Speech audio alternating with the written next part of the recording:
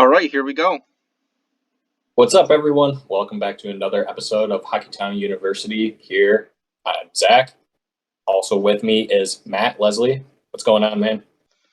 Oh, nothing much. Just another beautiful Sunday night in Michigan, where it's actually warm for once. So that's pretty nice. We went from icy covered streets, 10-degree weather on Friday, and here we are, and it's 40 degrees on Sunday. Everything's melting.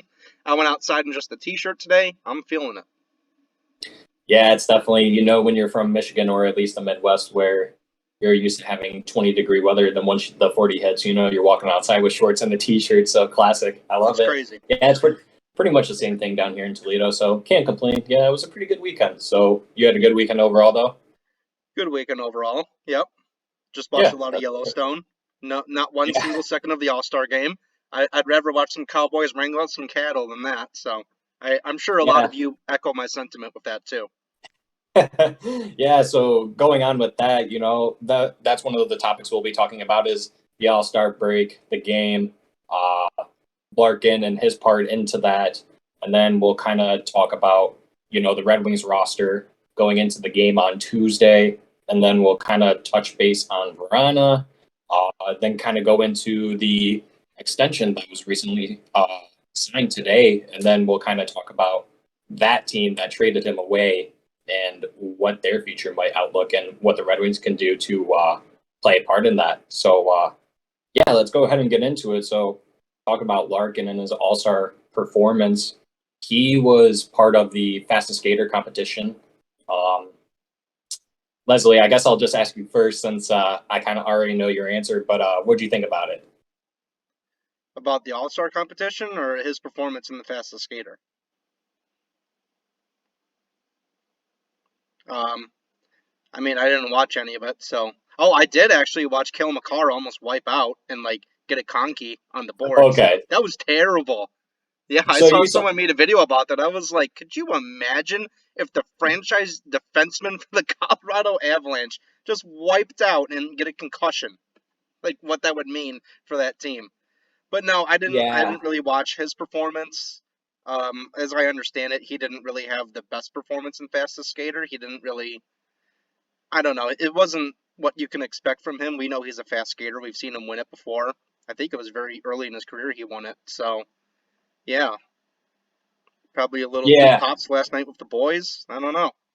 Yeah. Yeah, down in Miami, you don't know what's going on down there. But no, yeah, I just asked you for the silly nonsense of it all. But yeah, to be honest with you, I watched it. I watched like the first 10 minutes of Saturday or Friday night. I got to see Larkin, so that was cool. I saw all the skaters do that. Larkin went last. Um, it was funny to see Cale Makar go down, but he looked like he was going pretty quick. But I noticed Hmm. that a lot of the skaters were a little scared to kind of skate once they got behind the net and kind of just did more of a gliding approach to it. So, and I totally understand it. Like these players definitely don't want to put themselves in a situation where, like Makar did, fall, hit the boards, injure themselves, and they're not even wearing helmets. So they can't wear a helmet during the All-Star game, going as fast as they can, but they have to wear them during the pregame warm-up. That's Like, so come on, silly. that's And silly. I mean, Yeah, talk about that's a dumb way to injure yourself. Injuring yourself from the All Star game, yeah. man. You wouldn't hear the end of Well, that from the boys, that's for sure. and that's kind of going to talk about Larkin. He ended up with I think it was like the second worst time or something like that, other than Makar because he fell. But I don't blame Larkin for not really wanting to try too hard out there because, like they mentioned during it, he's going to be UFA. He needs to sign a contract, and he doesn't need to be out there tweaking, doing all kinds of fancy stuff to just break a record that he already broke the first time that he was an All Star. Yeah, I'm pretty sure that was his first season with the team that he was the All Star. Yeah, it So, was first or second. I don't remember when, but it was very early in his career.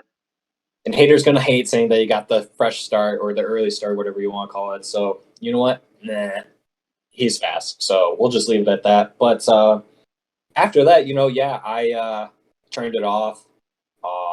I saw them doing like the shootout performances or whatever it was, and I saw Darnell Nurse's sister, Sarah. Sarah Nurse, yeah. I saw her do her Tarasenko move, or what was it, the Forsberg? No, the Forsberg, Yeah, where she, Forsberg. yeah, does a little thing. And I was like, I gotta turn this off. It was good, but it was like, I kind of feel bad for the women because the men aren't really trying, and it is a big stage for them. Yeah, So, like, to them, it's a big deal, and the men kind of take it lightly.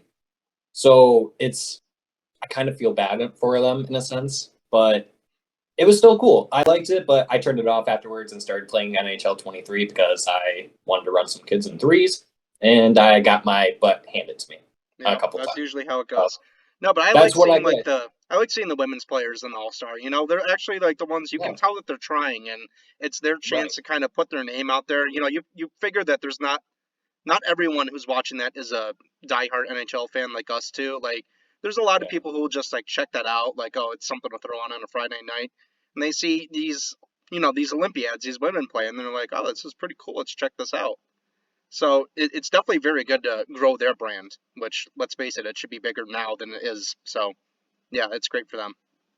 No, yeah, like I said, I think, you know, that the women are out there trying, and it's really good to see that because it does put their names out there more, other than the fact that she is on the cover of NHL 23. Well, not everyone plays video games. Not everyone knows that. So, what's the best thing that the NHL can do? Let's invite them to the All Star game. Yes, I think that's really great, even though that the viewership might not always be there, but at least that does help put their name out there, and then that does help their league, hopefully, with viewership and people attending their games because they got to witness them doing some really nifty skill work out there. Honestly, there was another good shot. I kind of forgot who it was, but they hit the bar pretty nice and it ringed really loudly, and I was like, that was a really great shot. So Hmm. they got some really good, talented women athletes over there. So props to them and what they did over the weekend. So um, yeah, yesterday I watched that game as well. I had the in-laws come and visit. Once we got home, I was able to turn that on, so it started right away. And the tournament was really cool. The 3-on-3 tournament. Larkin didn't really. He looked good in the first game, but he was kind of outshined by the Kachuk brothers.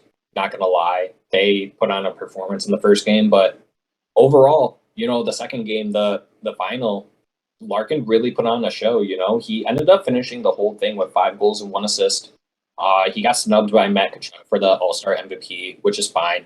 The whole entire Atlantic Division in general was able to get $1 million prize money, so they got to split that amongst all the players. So that was pretty cool. Larkin still got something out of it, but I do believe that he did get snubbed for that MVP only because Matt Kachuk did get, what was it? It was 3 goals, 4 assists, so just one more point than Larkin. So I believe the last game ended up being like 8-6, 8-5.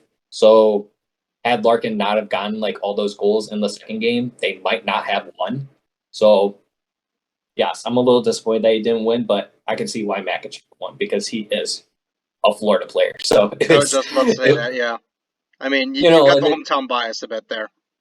well, and then Chris Chelios can go to hell for saying that he would vote Matt Kachuk because it's the hometown boy and that like he has ties, whatever. And it's like, and then afterwards says, well, I can make a case for Larkin too because I have ties there. And it's like, you literally just said Matt Kachuk, so pick one, dude. Like, don't do that. You can't do that. You Can't already do dug that. yourself a hole. Stay in there. That's your grave. So, other than that, yeah, the Atlantic won. So that's all they got was just $1 million, nothing else. And then I'm pretty sure Matt Kachuk got a Honda Pilot or some weird car, whatever. They always get a car to the MVP. So I hope that he drives that to work every day That for Yeah. the Well, rest you of know the that's season. not going to Doesn't happen. matter what That'd be hilarious if it did, though. happens. Oh, so other than that, yeah, not really much else to talk about. Our All-Star break. Players did resume practicing back with their teams today. Larkin did get the break. That's league mandated, I guess. Per Coach Lalone, he did do a presser today talking about the practice that they had today and whatnot. Going into that though, we finally have a fully healthy roster. It's the first time in the season. So that's great news. What do you have to say about that? What do you think? Yeah, it's better late than never, I guess. I mean, it's the way it goes in the NHL. You'd be surprised to have a fully healthy roster at any point in your season. But yeah, it feels very good to have what on paper is what we should have started with for the year. And we'll see if there's any rust that they need to shake off. I'm sure there'll be a little bit considering they haven't played in 2 weeks and haven't played together for, I mean, really the whole season. So yeah, it'll be interesting to see where guys slot in, what assignments they take, what Lalonde is going to do with the lines. It should be an interesting couple of weeks to see how things unfold. Yeah, I mean, you're not wrong in that sense. There could be some rust, but I do think that this was a good opportunity for the players to get the well rest that they needed. Their last game was on the 27th against the Islanders, where they lost 2-0. Mm-hmm. Wasn't one of their greatest performances. You could definitely tell that they already were prepared to go on their Yeah, it long was funny vacation. watching that game. It reminded me of like when we were still in college, and it would be the week before spring break, and we just go through the motions. Like we'll show up to class, but some of us are probably still a little buzzed, just getting ready. Yeah, We're thinking about our plane trip to Miami, so we're not thinking about class. So I'm glad to see yeah, that translate at the NHL level too. yeah. You already got your head buried in the sand, expecting to have some fun and get out of work as early as possible. And that's kind of what they did that game. But I don't really blame them. But yeah, they'll be playing again on the 7th. They'll be playing against the Edmonton Oilers. But yeah, like you said, it's going to be great having that depth again. Speaking about that, they had to waive Adam Ernie yesterday. He actually cleared through waivers today. Elliot Friedman was a little behind on announcing that. Usually that gets announced at 2 p.m. Eastern time, and he must have been snoozing, taking a midday nap on a Sunday, and didn't report it until like closer to 2:30. And people were like, "Oh, he must have gotten picked up or whatever." But nope, he got cleared, and Zadina got called up. So, yeah, it's really great to see that we have a fully healthy roster. Kind of like what you were saying, I don't know what they're going to do in terms of what the lineups are going to look like. I know at practice that they had Suter on the top line replacing Larkin because he did have that day off, which that's not going to stick, obviously. I do know that Lalonde said in his presser that Husso was going to be starting in that. So that's good to hear. And I think the break really benefits him the most, going based off what Lalonde said as well, that, this is probably the most workload that he's had in all the seasons that he's played. Granted, it hasn't been that many, but still, he's taking on a lot of action so far this season. And if anyone needed 10 days or however long it is, almost 2 weeks, was him to get readjusted, put some oil in the gears, go back out there, get to work, get us some dubs like you were. Because he was someone, he's had quite a few different shutouts, plenty of 1-goal games, but as of late, before the All-Star break, it just really wasn't there. And I don't want to place all the blame on him. It definitely is a whole team effort, but you can definitely tell that everyone really needed this break. And I'm excited to see what they have to show on Tuesday going against Connor McDavid, Leon Draisaitl, and the Edmonton Oilers and Yeah, co. I was just about to say it's going to be a tough test to see how ready they are. I mean, that's a team Yeah, that should be they really should be a contender for the Stanley Cup, seeing how they've had with their last stretch of games. I mean, it's going to be a tough matchup, and we'll see what the boys can do. yeah. So going off of the call-ups and the waivers, one noticeable person that wasn't called up who has actually been playing with the Griffins for quite some time now for the last couple of weeks, Jacob Vrana. A lot of people are kind of knocking on the door when are we expected to see him back up? People are starting to kind of get antsy in a sense where they're kind of asking these questions that they want answers to. Why haven't we called him up yet? And why aren't we getting the answers to these questions that we want to know? What, like, where is he? What's going on? What did I see in our group chat? In the last 6 games, he has, or what is it? It's in the last 4 or 6, he's got I'm so looking at it many. now. Yeah, Give me a find sec. that out for me. But yeah, so he's been it's not like he hasn't been doing good in Grand Rapids ever since he's been healthy scratched there. He's been lighting it up. Then you get Zadina. Zadina scored last night. And the two games that they played, Friday and Saturday, was against I guess that one of the better AHL teams in the league right now. And they beat them both times, back to back nights. And that was because of three players, four players, actually, if you want to count them too. Vrana, Zadina, Soderblom, and Edvinson. They all looked really good. I didn't get to watch the game, but I was keeping up with like all the Twitter feed, just kind of seeing what's going on, who's looking good, Yep. And I'm pretty sure Vrana got two, maybe three goals last night. I'm pretty sure it was just two, but I know It was Elmer two, I think. Soderblom got the winner in the shootout for him last night. So they won 4-3. So that was really great to see. So it is really good to see that Grand Rapids is thriving the way that they should be. But I don't want them to keep Vrana forever. So I do kind of have, the ants in my pants, so to say. And I thought maybe he would be the one who was called up. But it was Zadina. So don't really know exactly what's going on there, but we have this SHL rumor that recently just came out. Are you buying that? Oh, it's tough to really read too much into it because from what I've understood, I did a little digging with it, excuse me. Mm-hmm. And Yeah. it seems to have come from a Swedish tabloid, so I don't know, maybe Mm-hmm. that's like the Swedish version of uh Journalism. Yeah. no, what's it called? Why am I blanking on it? Like a beat writer? No, TMZ. Man, Oh, my okay. my brains are mashed potatoes Tabloid. tonight. Yeah, it's for all we know, it's like a Swedish version of TMZ, and when you read anything from a tabloid like that, you kind of have to take it with a little bit of a grain of salt. So I'm not buying into that too much. I mean, just with everything surrounding his mental health and really his physical health too, it's kind of tough to see what his plan is going to be moving forward. I think he's not too happy about being stuck still down in the AHL given his production. So possibly he's just doing a little bit of planning for the future. If his future does not lie here in Detroit, maybe he is figuring to go back to Sweden and maybe play in the SHL. It's tough to say at this moment. It's still like a very fresh thing, like still sort of like breaking news. So I don't know. It'll be interesting to see where that goes. But for now, he's in Grand Rapids. He's doing very well.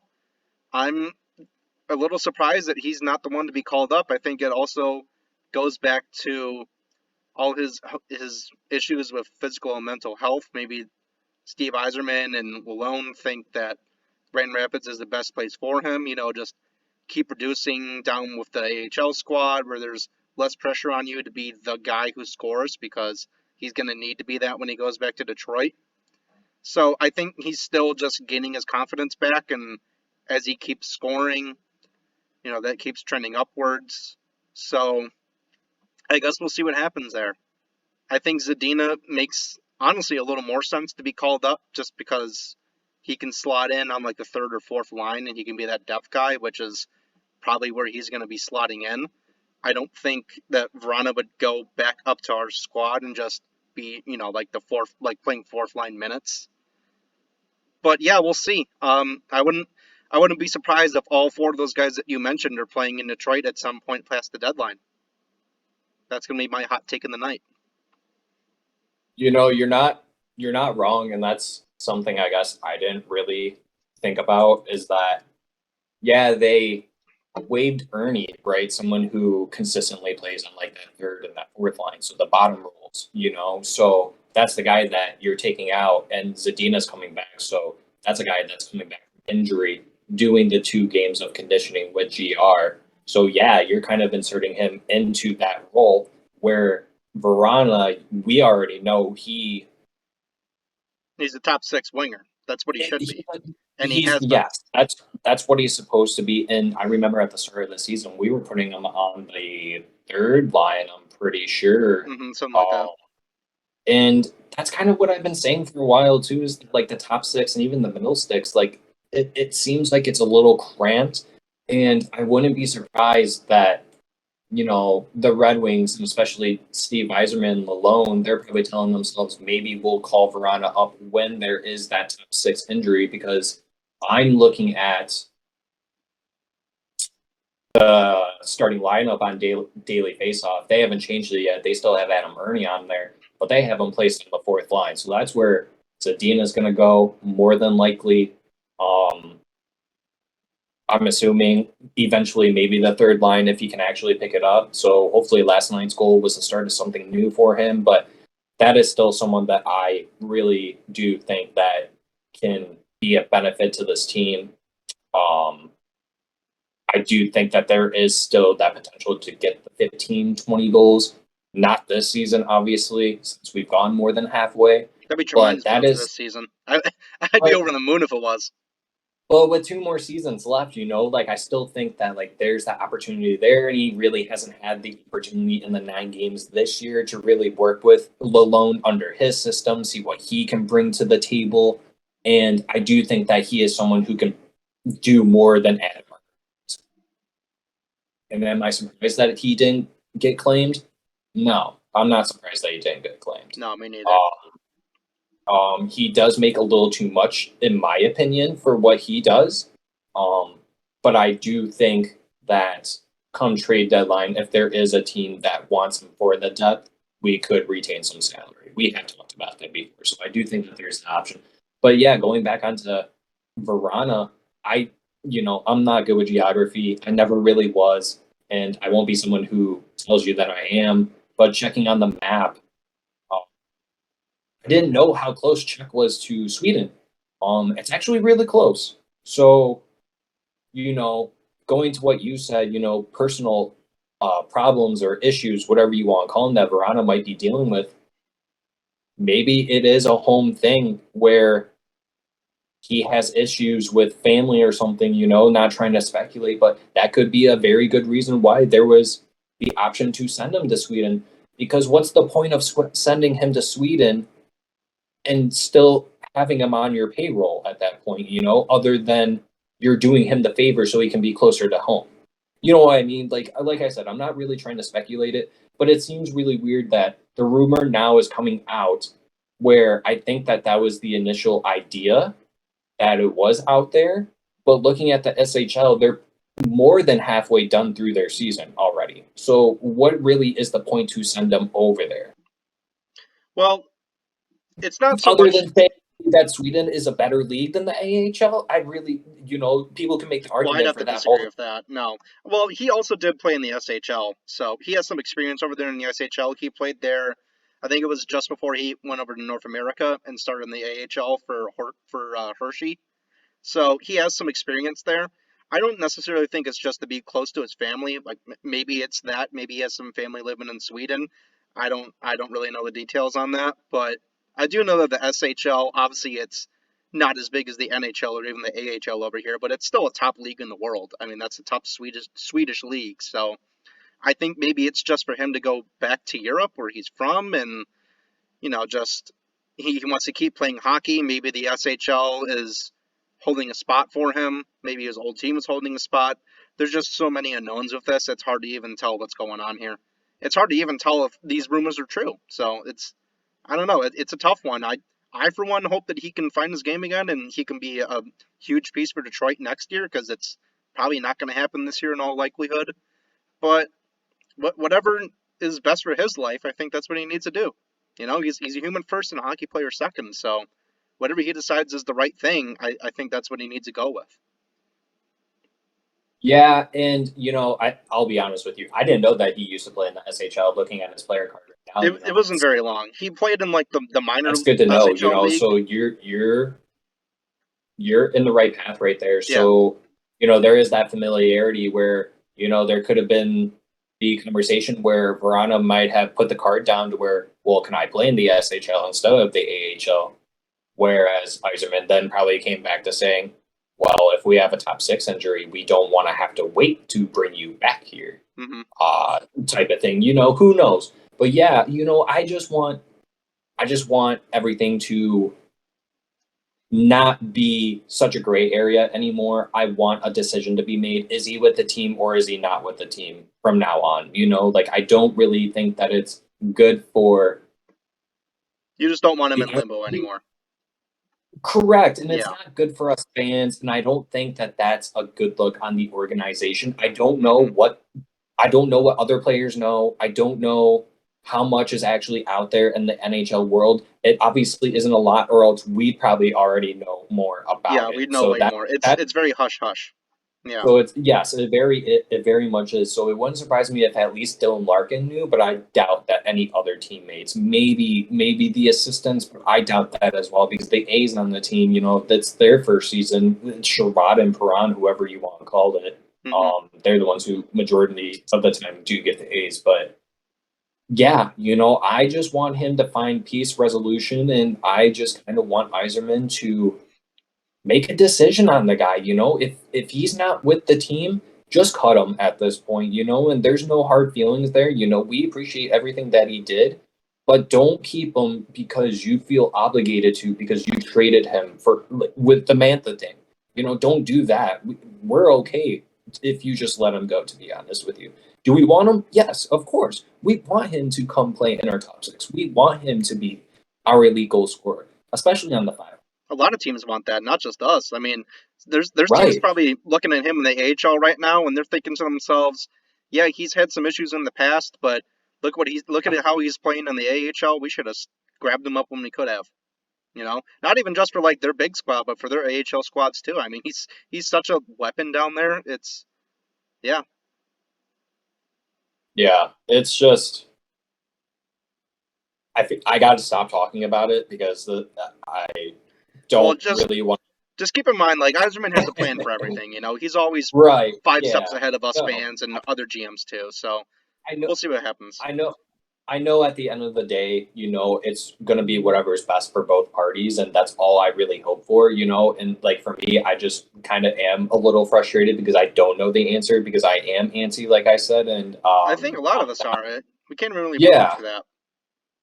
Yeah. So, but let's kind of end it there. We can kind of talk on and on about that and just speculate as much as we want, but I'm not really trying to do that. I'm just kind of putting it out there that for the people who don't know or they're kind of confused on the situation from what they're hearing because the internet tells you one thing and then someone else will tell you another thing. So it's all very skewed, but let's move on.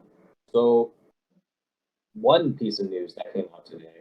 Horvat finally signed his contract extension. Originally came out as an 8x8. That was debunked pretty quickly by, I believe it was Friedman, or it might have been Saravalli, but no, it was quickly announced that it was actually 8.8 by $8.5 million. And it was just funny going onto Twitter and everyone reacting to the 8 and they're like, "Oh, this is great! Larkin's definitely gonna get the 8x8 now, max 8.5." Then the 8.5 comes. This kind of changes things. So it comes back to what I was kind of saying originally. It is not unrealistic that Larkin can ask and get the $9 million if Horvat is getting the 8.8. And that is the best comparable that we have right now. They're the most similar. I know that we use Matt Barzal as a good example. Now that we have both, that's a better example because they are closer in age. They're pretty close to identical players. Bo Horvat does do better goal wise, but Larkin is better defensively and 5-on-5. So you can say that it evens out, but I would still place Larkin above Bo. In, personally, if I had to choose, if I was in a draft and I had those two right next to each other, I'm taking Dylan Larkin. Oh, unquestionably, yeah. I mean, I think just with the comparison between the two, I think Larkin is maybe a little bit more of the complete player. The only really gripe I have with him is he doesn't shoot enough, which it kind of seems like, a little later on in his career, he's kind of shot more, mostly because he's been the one who has to do that. Just, with our Yeah. goal scoring, we need someone to shoot, we need someone to score, and we know he can. But yeah, if we were back in, when did Larkin get drafted? The 2015 draft, 2016? Yeah, 15, I 15. believe. So if we're back in that draft and we're still sitting down at 17 or whatever it was, and we have Larkin here, we have Bo here. I know who I'm taking in. It's Larkin. Um, 2014, sorry. well, whatever year it was. I mean, I Bad would take fan. I him. don't know. I would take him much more. Um, yeah, I think with this deal, it's a little it's a little shocking with the money that he got. You could almost argue on some teams that's what like a first line center would be making is 8.5. Then you also look at the rest of their contracts and they have their 1C, Matt Barzal. I think he's just a bit north of 9 mil. I think he's 9.1. So when you Yeah. put it in that context, it seems like a little less of an overpayment. But even still, I mean, you've already got the guy. You've already traded for him.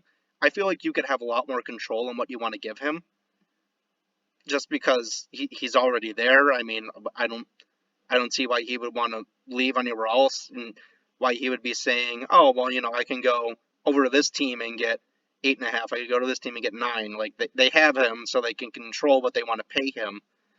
But yeah, it's a little odd. I think this deal, signing him for that term, is kind of to me like Lou saying, "Listen, I'm 80 years old. I should be in a retirement home under a blanket eating some Yankee bean soup. I don't know why I'm still sitting here in this GM chair. I'm on my way out. Let me set up you guys for the future." So he gets another big piece of their organization for 8 years, and it's just his way of saying, "All right, you're set. The next guy who comes in, they'll inherit a team that is pretty much locked up for the long term, so they won't have to do a complete overhaul." To me, that's what it is with this signing. Um, but yeah, it doesn't help Eiserman's case at all. This number, I think Dylan Larkin and his agents are probably on the phone with him right now and saying, "Did you see what Bo got? Do you think I'm a worse player than Bo? I don't think so. My 9 mil just looked a lot more attractive to you." So yeah, it's tough from the negotiations. Um, like I said, I think Larkin is a much different player for this team. He's without a doubt the most important player. You could argue with the Islanders that Bo is going to be maybe like the third behind Barzal and Sorokin. So it may impact the number a lot more than we think. It may not. I guess we'll see what happens. So with Barzell and with Bo Horvat, your two top centers, undoubtedly for the next 8 years, their extensions both kick in next season. So Matt Barzell making 9.15, Bo Horvat making 8.5. What did I say in the group chat? That equates to 17 mil around there. 17.65, Yeah. 17.65 for Yep. the next 8 years. Okay, so this is the picture that I'm trying to paint for you is that by 2025 season, right? Yeah, by the start of the 2025 season, 2026 season, Cap Friendly already has the cap hit. Now, I'm not saying that this is what it's going to go to. I'm not saying that they know that that's what it's going to go to. But the rumor that has been going around suggests that this is potentially what it could go up to is $92 million. Right now, it's currently at 82 and a half. I want everyone to remember, had COVID not happened, we might already right now had been at the $92 million mark. Yeah. Because that's just that the ESPN deal would have happened still. Everything else would have aligned right. But COVID really set everything back. And the argument that a lot of people tend to have is that it's not our fault that other GMs overpaid for some of these players. Where I get that. When those GMs gave some of these contracts away to certain players, they were overpayments, if that's what you want to call them at the time. But that was with the expectation of cap going up. That's what it comes down to, and that's what's continuing to happen. So by saying that, we're uncomfortable with giving Larkin 9 mil because we're worried that on the back end of that contract, he'll step down from the 1C. He might be a 2C or a 3C. But here's the thing. People will say that he should be taking that cut right now. Why are we asking him to take a cut right now when we're not in the contention window and we need him to be everything that we want him to? give him what he wants so he can perform how we need him to. When his contract ends, when he's like 33, 34, and you're contending, that's when you go to him and the cap's at like $100 million 8 years from now, is when you can tell him, Larkin, we need you to take a $4 million contract, play 3C, so that way we can go out and get this other elite talent so we can get you that cup still, or the second cup, however many that they have, if they don't have any yet. That's when you do it, because Larkin's not going to be bad when he's 33 or 34. He's still going to be a good centerman, and that is your captain. So you pay him now because he's not going to get that again. And I don't blame him for trying to get the most that he wants. And for people to say that he needs to take that cap-friendly deal because he's the captain and the hometown kid, I completely disagree on that, because the argument that people tend to have is that look at what McKinnon did, look what Landeskog did, look what all these others players are doing. Look at these young players taking these contracts, and you can make the argument that they're taking lesser money now. The argument that I have with that is those top players that did take the cuts, they took the cuts because they knew that they were the ones that were going to garner majority of the cap. These younger players are taking a lot of money, but technically less, knowing that when they sign that contract at the age of 20, by the time they're 28, they're getting another 8-year deal. And that's going to be $12 to $15 million. So that's the argument for me that I have with Larkin, that he should want $9 million. Will I be happy if he gets an 8x8? Of course, yes. That I would be thrilled. The less, the better. However, I can see the argument that he deserves the $9 million. I can even see if he wants more. I can see that. It makes sense. Would I be okay with it? Yes. Would I be happy with it? Nah. Well, it I depends on want what the Larkin. team does in the next few years, really. I I think want with the Larkin on. performance, it Yeah, would matter. I want Larkin on the team. The team needs Larkin to be on the team. Yzerman knows he needs Larkin, and so you're not in a spot where you have all these other crazy players other than Lucas Raymond and Moritz Seider that you have to see.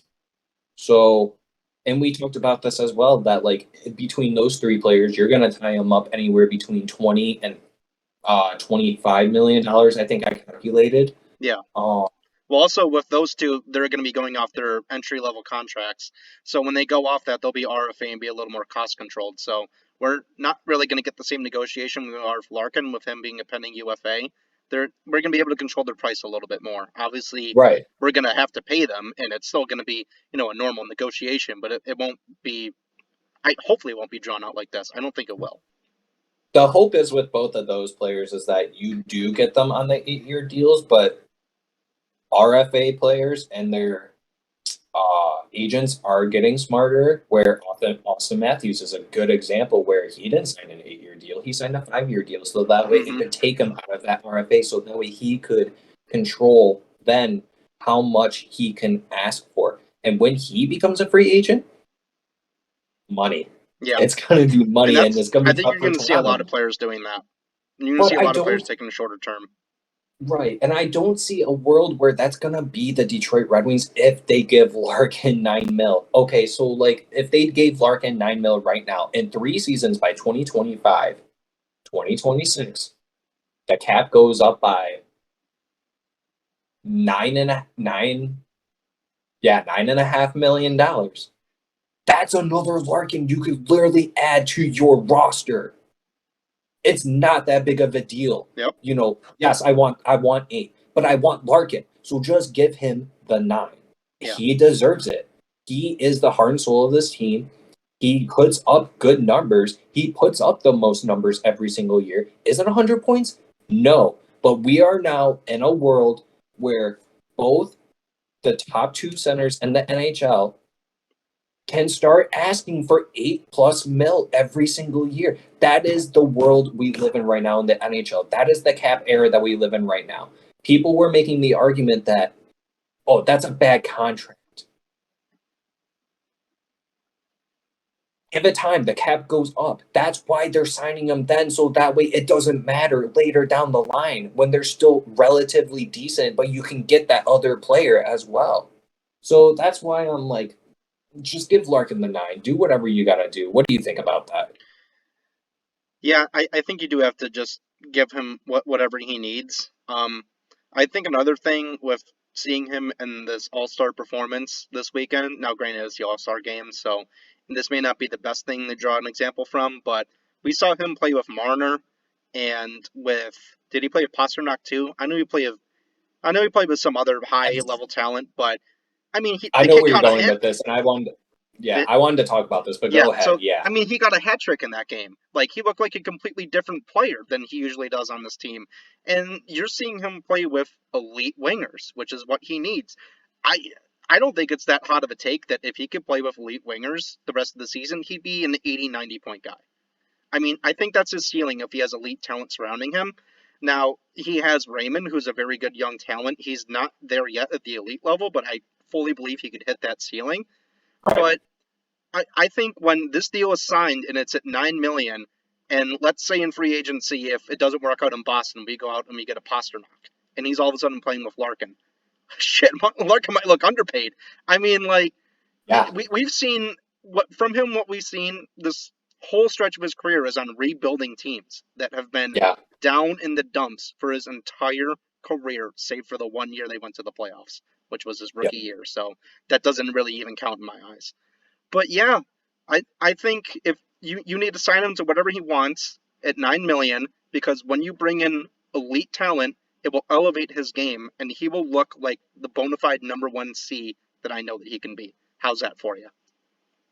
Yeah, no, I 100% agree with you because that was basically my other argument was for when people are, posting these pictures of the top paid NHL centers in the league right now, what they make and, what they're putting up in points, and people start asking, is this what you're going to pay Larkin to be like he's going to get paid like a top 10 center, but he's not putting up the points like a top 10 center. The argument that I have there is that you look at those players and you look at the surrounding players around them.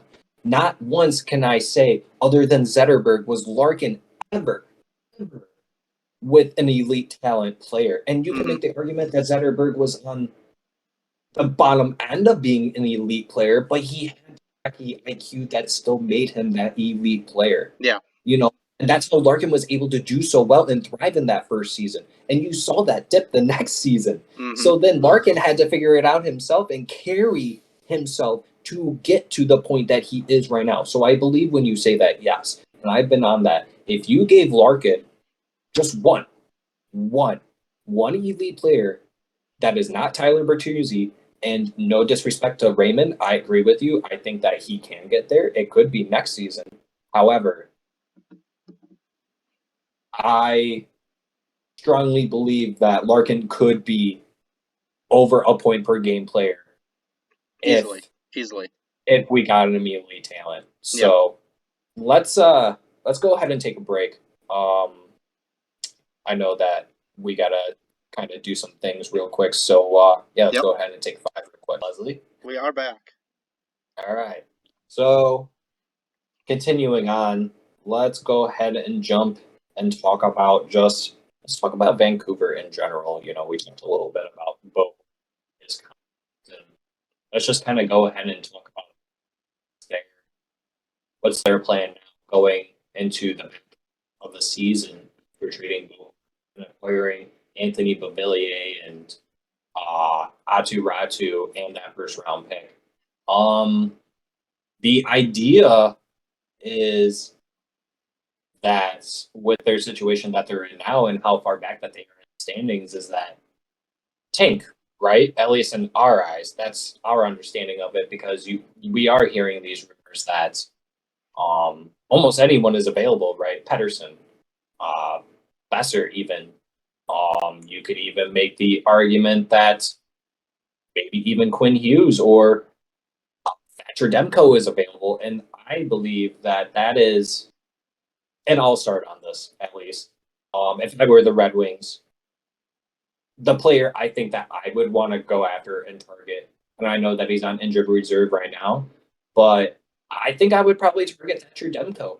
He's 100%. 20, yeah, he's 27 years old, and he has last season he played in 64 games and put up a 915, 2.72 goals against average. That's not the worst, and especially on a team where, like we've said, they haven't always been a team that's been defensive. They've always been a team that's been offensive. So if you at least put them into the fold where the defense is somewhat reliable, he could probably get you that 9-2 save percentage and 2 point whatever goals against that's lower than the 2.72. But like this season, he played in 15 games. He has almost a 4 goals against average and a .883 save percentage. That's kind of like a Nedeljkovic situation, and they still have to pay him $5 million each year until the 25-26 season. So that's going to be interesting, but that is someone that I at least would be interested in calling to see what it would take to get that off of their hands, because they can and they should want to save some money in any way that they can, especially when Patterson has to get off that contract.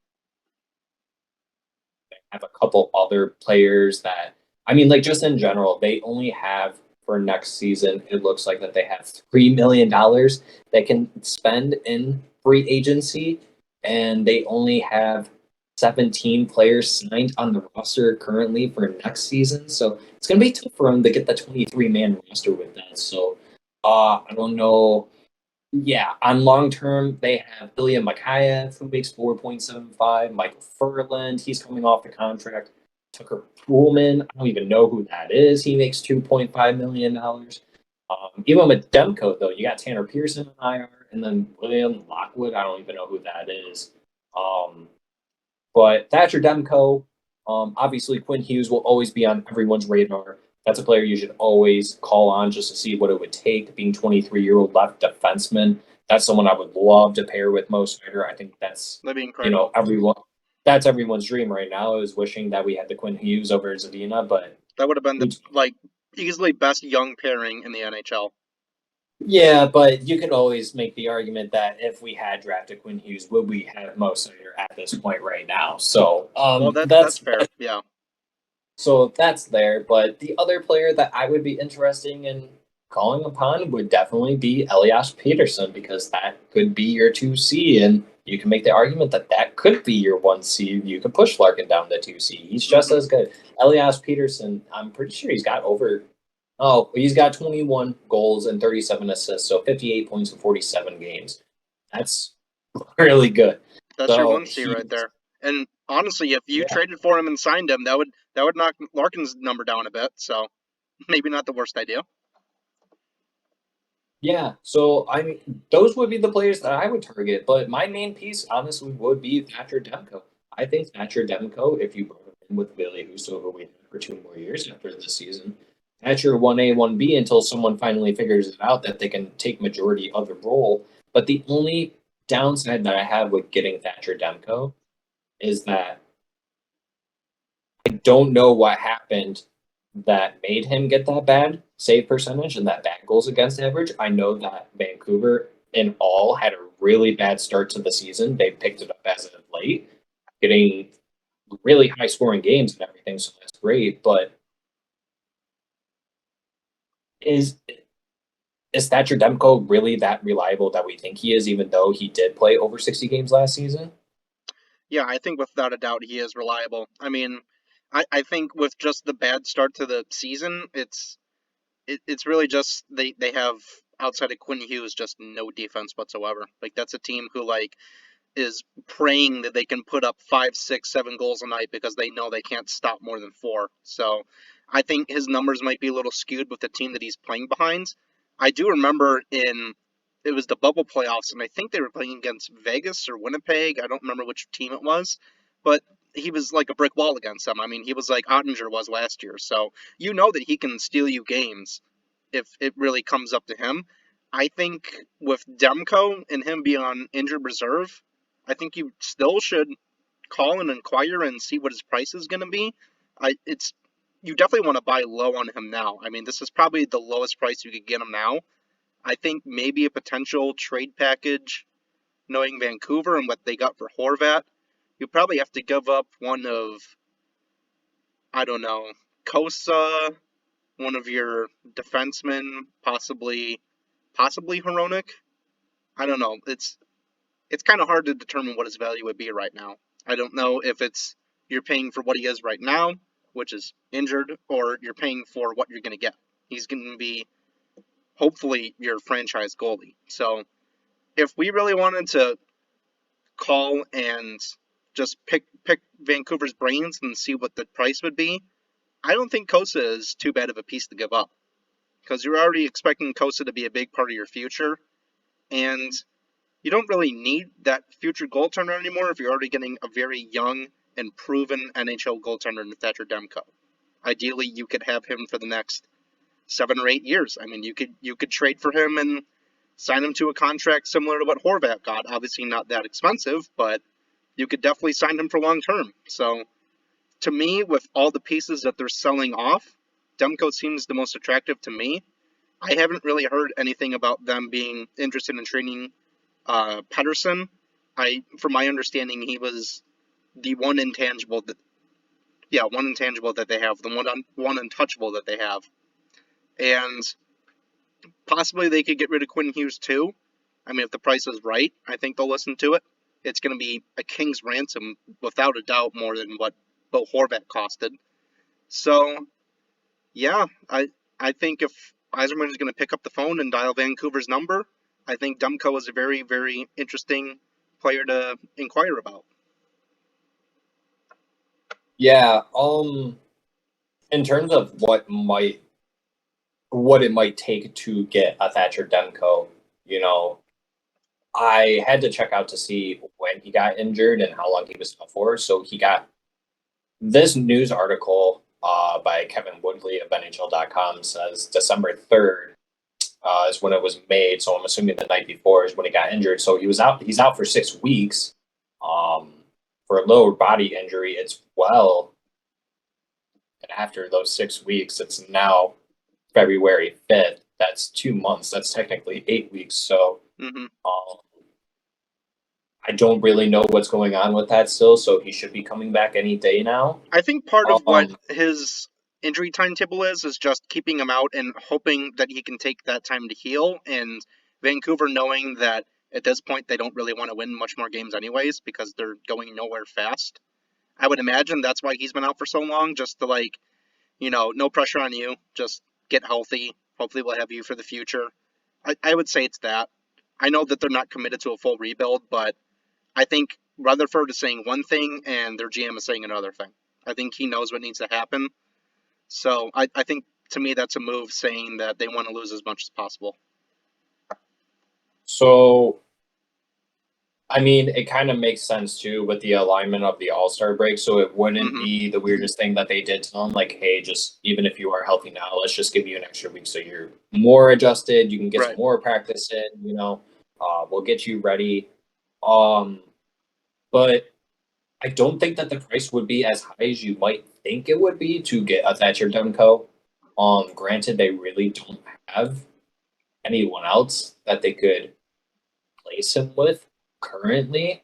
Both their goaltenders have under a 9.0 save percentage, so that's not exactly the greatest.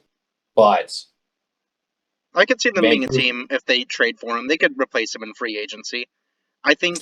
that's I that's kind think. of what I I mean, was going to I know go there's with. not Yeah. like great options out there in free agency, but I think if Vancouver is really going to commit to this rebuild, they're also planning on not being very good next year either. So I don't know. I think their plan right now should just be blow the team up, get as many draft picks as you can, try and land Bedard, and see what your team is at the end of the season, and just keep trying to build for the future. I mean, it's their situation right now is pretty much what the Wings were at the end of the playoff run. Obviously, they didn't go on a playoff run, but they're kind of in that position where like they're not going to be good enough to contend, and if they don't blow it up, they're not going to be good enough to build for the future. So I think for now they just need to sell off as many pieces as they can and just start the process and hope for the best. Yeah, I don't know. Yeah, no, you're correct where they said like they don't want to go in a full rebuild, and that's fine. They want to retool on the fly. I don't know how much longer you can keep doing that. Well, they'll stay But where it they are right now if they want to do that. but it does obviously make sense that their prime candidate to build around is Quinn Hughes and Elias Peterson, and Yeah, that's kind of why I didn't place them as either of my top targets to trade for because I do think that that's Vancouver's goal now yeah, because their age group, Hughes is 23, like I said, and Peterson is 24. You got Besser at 25, and you're going to have JT Miller for another 8 years after this, who's currently 29. So you're going to have him as well. But Thatcher Demko, I mean, in terms of like what's in free agency, yeah, they probably could replace him, and Irving could easily just do that too. But hmm I mean, and a player that comes to mind would be Tristan Jarry from Pittsburgh Penguins. I mean, he's got a 2.65 goals against and a 921 save percentage. He's got 16 wins in 27 games. I could see a world where if Pittsburgh doesn't make the cup finals or they have a short run, Tristan Jarry might want to put himself in a better position.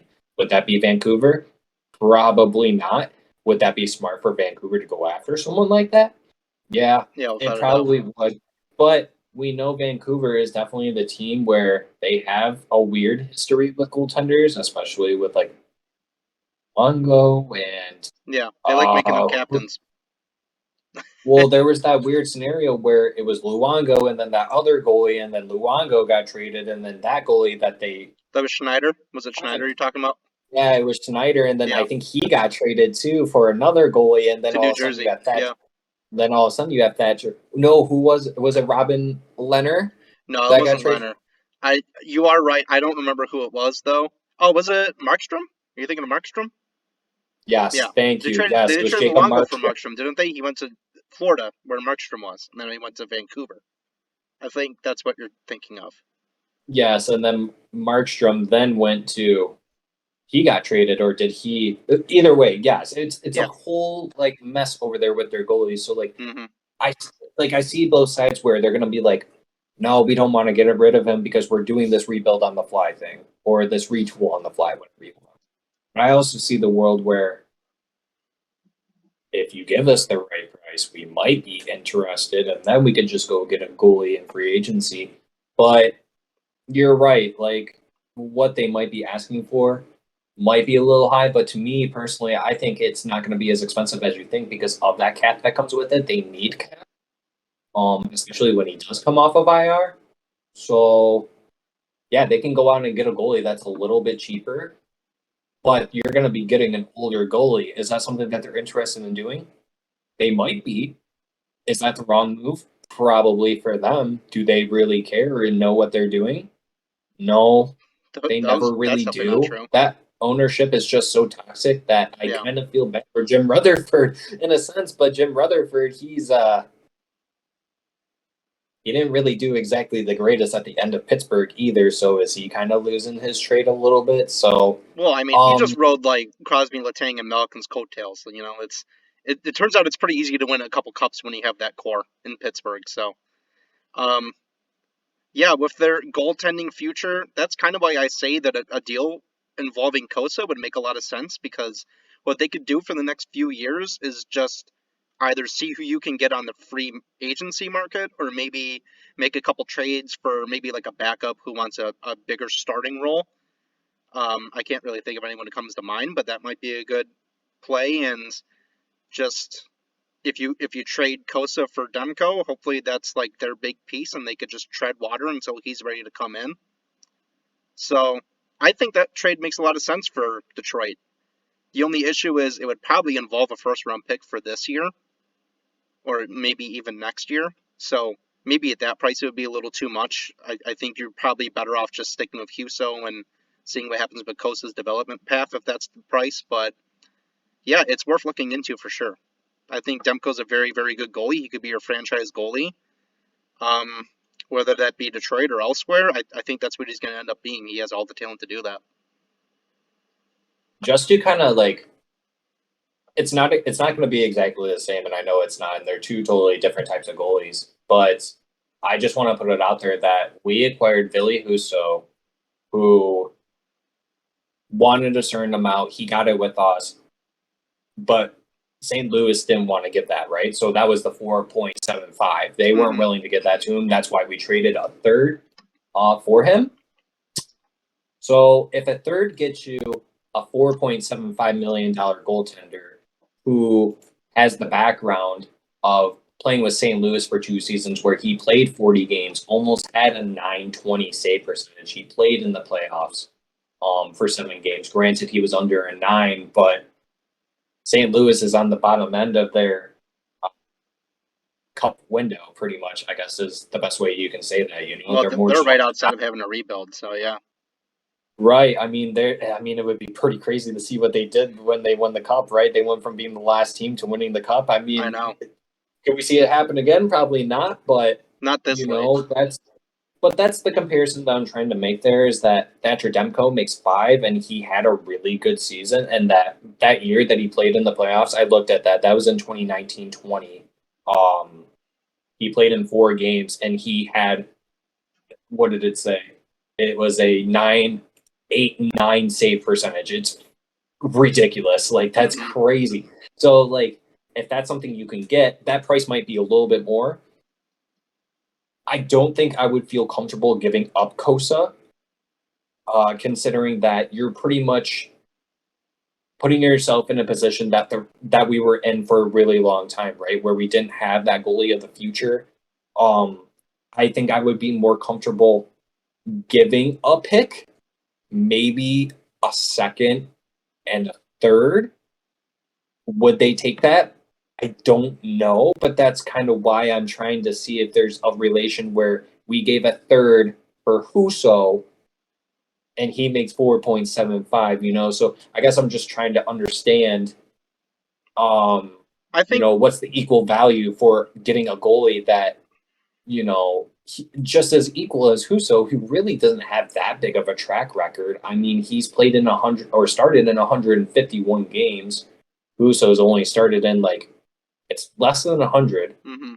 Um, It's not even a full season. Yeah. but even that would be Vancouver's argument is that well we're not a defensive team, so that's why he only has a best of 915 save percentage, and his best goals against was 272, and that was last season. Okay, Mhm. but we don't know that, So that I guess that's where I'm at with it is that like I would probably offer them a second, maybe 2 seconds, a second and a third. But you're helping them out by getting rid of that cap.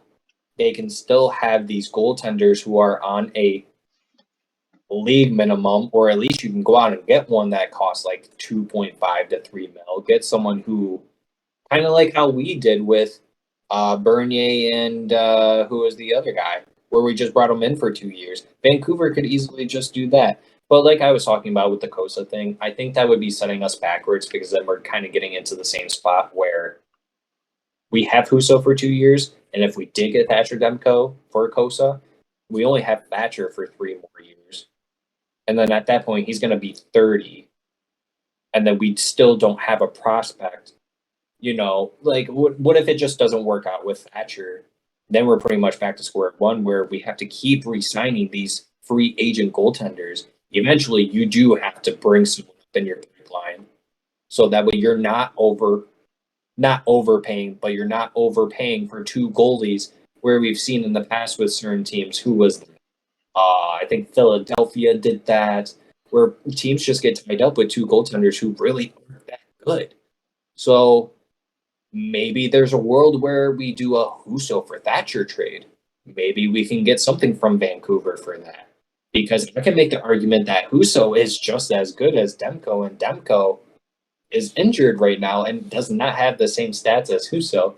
Granted, Huso doesn't have the great stats, but I think at this point, I guess I would rather have Huso than Thatcher Demko. But overall, I would rather have Demko. Yeah. So I hear what you're saying with the Kosa pick, and that's a lot to risk and give up. Um, the only issue with that is he's not the only like goalie prospect we have in our pool. We still have the kid playing at Colgate, Carter Gylander, who has a Yeah, 921 save percentage and a 229 GAA. At this point in their development, I'd say he's more promising than Kosa. I mean, he's sub 900 in the ECHL. I think the most attractive thing with Kosa is when he hits a ceiling, he should be a very good goaltender. The only question is he going to be better than a Thatcher Demko? I just think when you risk Kosa for Demko, number one, you get Demko, who, I mean, he's not like 35 years old. Like, he could be our goaltender right now and possibly for the next 8 years. I mean, with goaltenders, some of them play until they're like in their upper 30s. So I think if you get Demko, it's a tandem of Demko and Huso, or Huso and Demko, depending on which one is the more talented one, which one can handle the bigger workload, and that's a pretty damn good tandem. I mean, that ranks like up there in the NHL. I think Kosa is not as much to risk as you think it is, and you never know. We might have some drafts coming up where we trade up again in the first round and we take a goaltending prospect once more.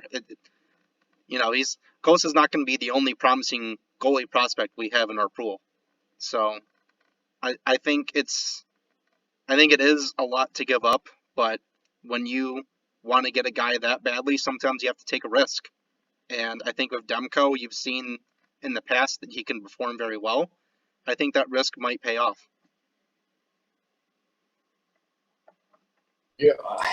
Yeah, I hear what you're saying as well. That's the question you have to ask. Do you see a reality where future Costa can be just as good, if not better, than Timko now? Now that goes back to saying, I think before I make the Demko trade, I want to see Demko play out the rest of this season, and then you make the trade during the draft or the offseason, whenever you want to do it.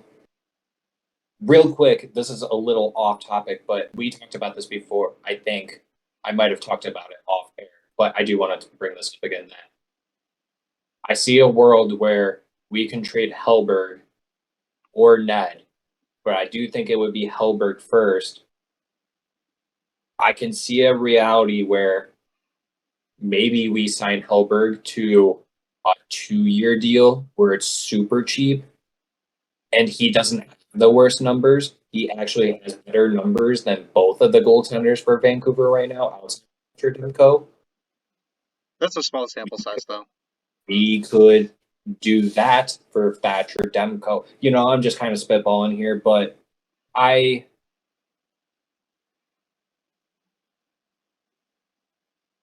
for a team where I should say this, where the last episode we were talking about how we have a lot of players that are very injury prone.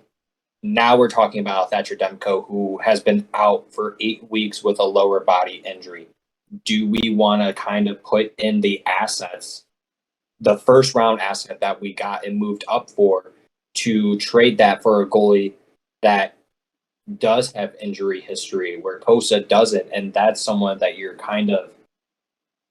you traded up for a reason to get that player, right? So they really like what he has and what he can bring to the table. And I think that they see not a clear path for him on when he can start playing here, but I think that they have at least a general direction on when he can make this team, how good he can be, and what he can provide to us in the future. Can you do that with Demko? Sure, but I think you can make that same argument with Huso. So I think I'm kind of going back to where maybe you could do a Huso Demko trade. The Red Wings just kind of go out and get someone to be the backup. Or, there's a good chance where we even sign Ned again. Who knows? I mean, but to me, I think one key importance that the Red Wings need is a number one goaltender. Just not even an elite goaltender. I'm not asking for a Price, a Lundqvist. I'm not asking for a Vasilevsky. Could Kosa be that? Yeah, it would be nice. Could Kosa be that? Maybe. But I need someone, not right now, But in the next 2 years, I think that that is important, especially for someone where if Kosa doesn't come up when Huso's still here, you have to replace Huso with someone who's either just as good as better to show Kosa those ropes.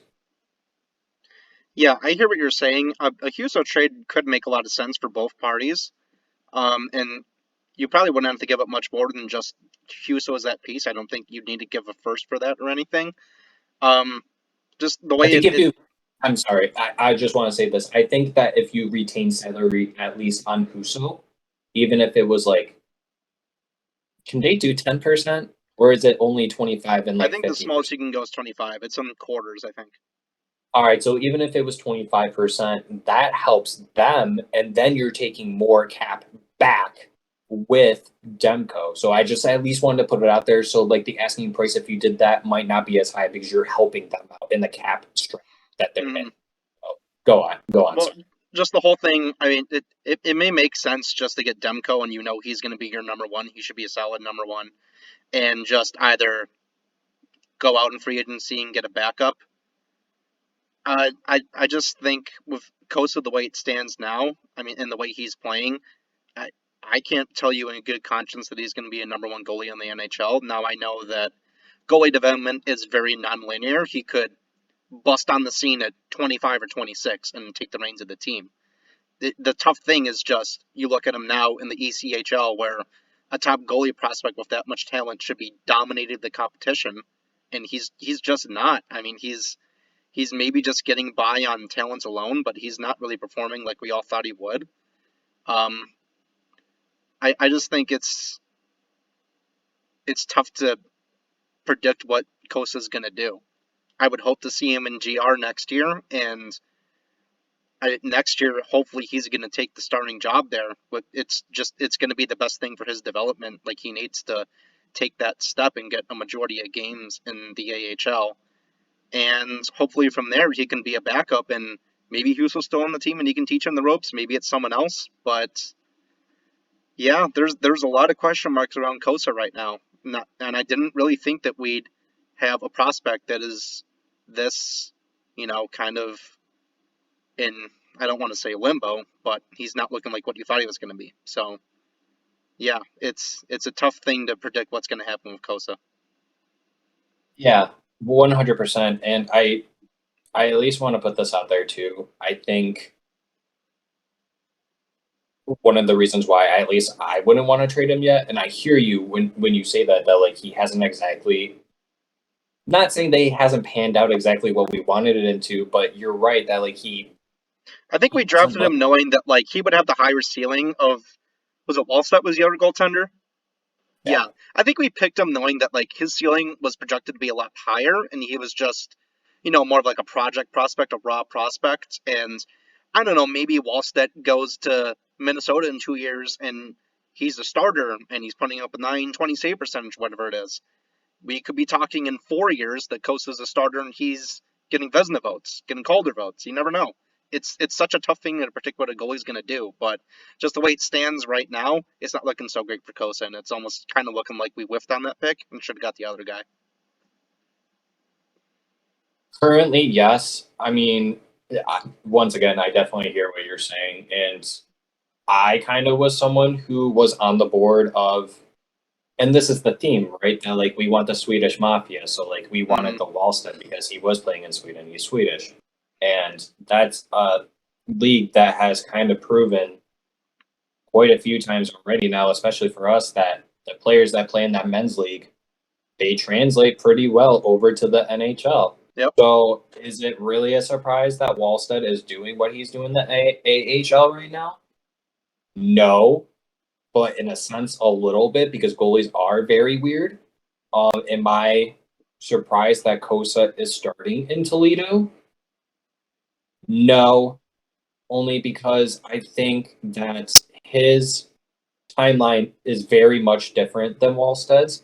You have to think that Wallstead, he started out playing in the men's league, so like that's at the top, sure, and at least in that country. And then you have Kosa, who kind of got stuck playing. Uh, what league was he in?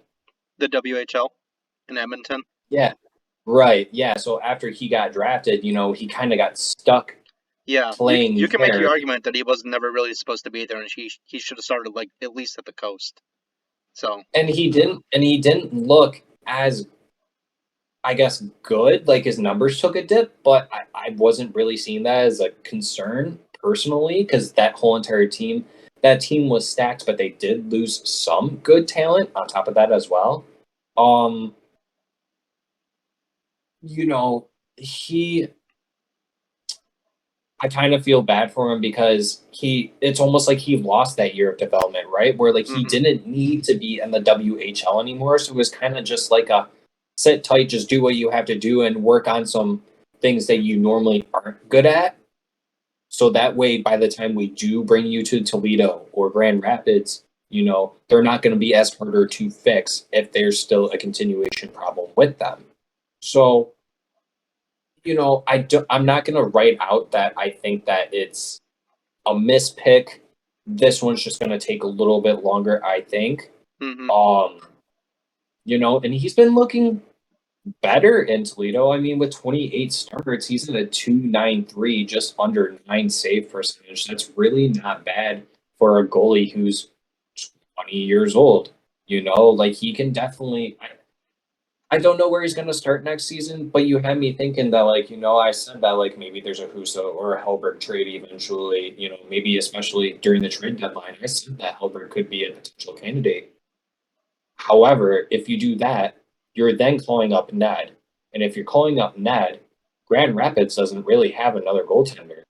Then Grand Rapids will have to call up Kosa. If Grand Rapids wants to make a run at the playoffs, you can't have Kosa as your starting goaltender. You could, and it would be great for him. hmm But in a sense, I think it would also be pretty bad for him because the 3 games that he played in Grand Rapids, he put up a 5.57 goals against and a 7.83 Yeah, save percentage. it was shocking. Not exactly the greatest. Yeah. So, I'm willing. I don't think that it's smart to, and I'm not saying that you said that you're giving up on him to get another goaltender right now, but I'm willing to give him a little more leeway and a little bit more time because he is a goalie. And if it does take until he's the age of 23 for him to get here, 24, whatever it takes for him to be a good goaltender, that's all I care about. Um, but I will say for my final piece of this topic that I disagree with you that I do not think that the Red should involve Kosa in any trades, especially if it's other goaltender, unless you're getting a not super elite, but you're getting more than a Thatcher down. Okay, that's fair. In Yeah. my opinion. Yeah, and you say with involving him in trade, it's not necessarily giving up on him. I think you just need to be patient with a prospect like this. I'd kind of compare it to the Islander deal for Bo Horvat when they shipped off Atu Ratu. I think they knew they were taking a risk while they were doing that, but they're also taking that risk because they wanted to get their guy, and they knew that their guy was Bo Horvat. Maybe Steve Yzerman is looking at Demko and not necessarily what he did this year, but just his whole body of work in general, and including what he did in the playoffs. And he's saying, okay, Huso's good for now, but we want to get a guy that we know can play at a high level for the next 7 or 8 years.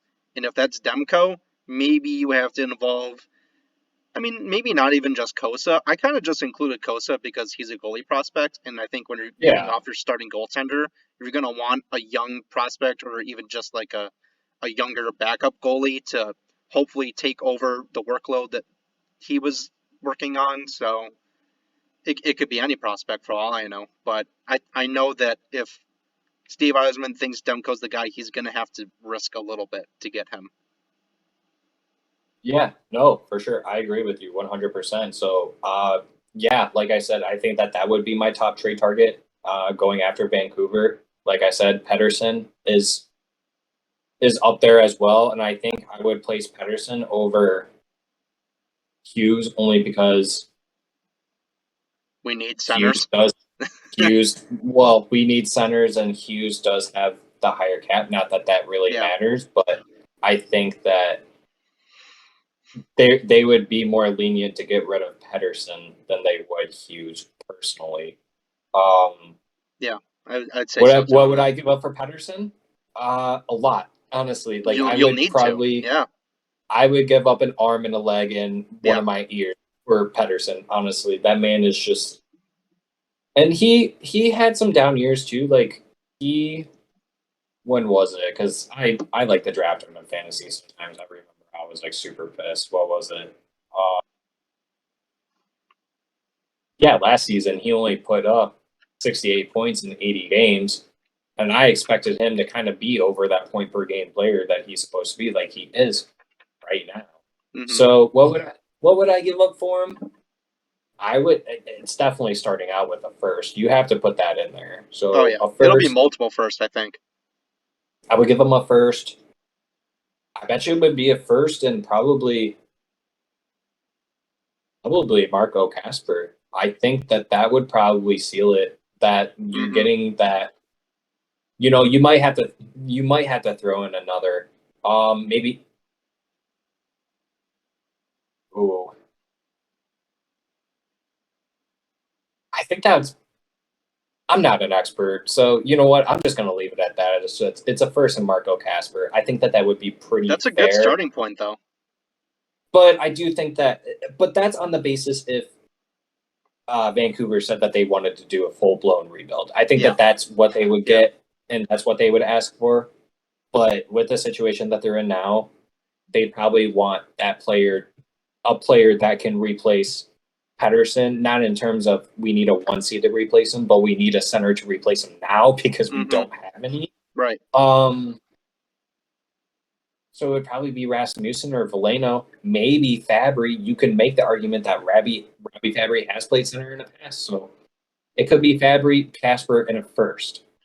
Yeah, with a deal like a guy for Pedersen, and I know that he's like Vancouver has come out and said that he is one of the few untouchables. So if you really want to pay the price for him, you're going to have to pay the price of what he is now, plus a little more, because it's almost like that extra little bit to pry him away from Vancouver and turn him from an untouchable into, okay, we can see a trade for him. We like what we're getting from him. Like what I'm trying to say is it's going to be an overpayment. You're really going to have to pay what you would expect to pay for him and a little bit more. So yeah, you would start at a first. You would end with Marco Casper, and from there you're not done. You're going to have to add a little more, maybe a D-man on the roster. I'd say a first this year, maybe a first next year, a third in the year before after that. I mean, it's a haul. It really is going to be a haul. Um, just based on the fact that he is an untouchable. I think there's almost like an untouchable tax you're gonna have to pay, I guess is the best way to put it. It's just going to be crazy because here are the Islanders where they're paying their top two seeds the $17.5 million plus, and you have a team like Vancouver where they signed Elias Peterson to the 7.35. You can make the argument that that was underpaid. He took the cap friendly deal to see if the team could get over to hump and make it to a cup run. They didn't. When he gets that RFA status in 24-25, their two top centers, JT Miller and Elias Peterson. I mean, JT Miller makes $8 million. Pedersen's going to ask probably for 10 mil at least. He's Hmm. 24 years old. So if you give him, so by the time this is done, he's probably going to be 25, 26. So that contract's going to end when he's 33, 34. Yeah, he's going to get more than Larkin. He's probably going to be anywhere. I bet you it's 10 to 10.5. I'll be honest with you. And that's 18.5 mil you have locked in for your two centers. Hmm. Like right now, that does seem like a lot, and that's the argument that I made earlier. But once you get down the line in the next 3 years, it's not going to be as much as we think it is. And that's just the reality of the NHL that we're in right now. It's like, it just keeps going up. Um, but I do see a world where they say he's untouchable. They say a lot of things, though.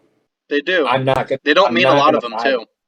That's kind of what Steve Yzerman said with Anthony Mantha, remember? And then he signed him to that 4-year deal and then Hmm. traded within 4 months. You're Yep. gone. See you, dude. So I see a world where Pedersen is playing hardball. Wow, I said that weird with an accent. Playing hardball, and they got how much will they have? No, no, no, no, no. They got 34 mil to spend when Pedersen is a free agent, but they have 7 contracts signed at that point. So that means you have 16 players they have to fill spots with, including Pedersen. So if you're gonna give him almost 30% of that 34 mil, that's a lot of money for them. And people think it's a big deal with our $40 million that we're gonna have to give Larkin 9 when we only have like 6 contracts that we use. We at least have prospects that can fill some of those gaps. Right. They really don't have too many great prospects, to be honest with you. I mean, they have some, but how much longer are they going to keep it up when they keep on giving away all these like crazy contracts? Like the Kuzmenko, he's making $5.5 million for the next 2 years after this season. The JT Miller, Connor Garland makes 4.95. Anthony Bavillier 4.15.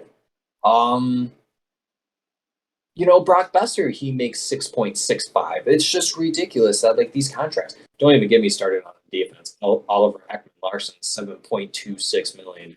Tyler Myers, $6 million for the next 2 years. That Larkin that Larson is just ridiculous. That was just dumb of them. So kind of to stop talking so much. Yeah, I don't see a world where the GM's just kind of saying that. I think at the price was right and Elias was playing ball, they would trade him. And I think Yzerman should be one of the first people on those phones and making a call and say, like, what's it gonna take? We want to sign and trade. That's what it would have to come down to, right? Because that's how we want it. That's Hmm. how the cookie crumbles. Yep. So I'm done with that. I'm gonna shut up. Whatever else you got to say, let's hear it. That's pretty much all I have on the Vancouver situation.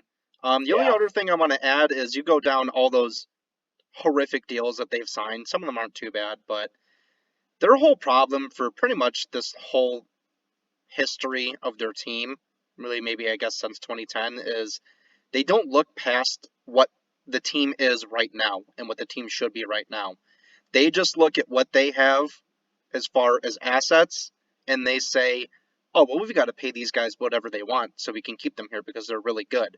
And they don't think about what they're going to be in 5 years with all these terrible contracts. They're not going to be any better than they are right now. They're going to be, in all likelihood, a little worse when what they really need is not have any big contracts and just blow it all up, go in with your 2 young players of Hughes and Pedersen, and just try and build for the future. That until they do that, they're going to be stuck in this same spot where we're going to be talking about them as sellers, and we're going to target all their players and see what it would take to get them. They can't hope for much more past that if they're going to keep running business like this. So that's really all I had to add. That's about it for me tonight. Agree. I agree. Well, that pretty much wraps it up for tonight. I think that's everything I have on my mind. I'll keep you guys here for another couple of hours if I wanted to, but stuff I gotta do. I'm sure you do too, buddy. Oh So, yeah, yeah, let's wrap it up for the night. We appreciate everyone stopping by and taking a listen to us. If you guys have absolutely. any questions, go ahead and leave them down in the comment section. Please subscribe. Go ahead and smash that like button. Really goes a long way for us. Just starting out, trying to make a name for ourselves. So thanks again, everyone. We appreciate it. We hope you all have a great rest of your day and night whenever you're watching. So we'll see y'all later. Thank you, folks. Let's go Red Wings.